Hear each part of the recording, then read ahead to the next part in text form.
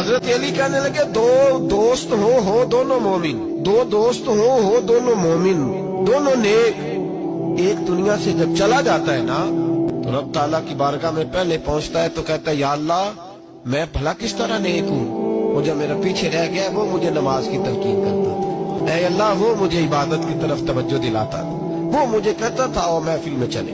वो मुझे कहता था आओ नमाज पढ़े, वो मुझे कहता था आओ आज हम भी शरीक हो किसी अच्छी मजलिस में, उसकी वजह से मेरे अंदर बड़ी तब्दीली आई।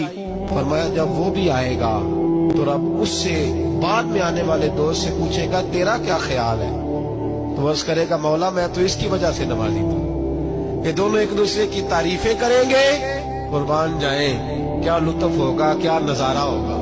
क्या अंदाज होगा। मौला अली फरमाते हैं दोनों तारीफ करेंगे तो रब फरमाएगा मेरा फैसला ये है कि तुम दोनों को जन्नत में भी इकट्ठे दाखिल किया जाएगा।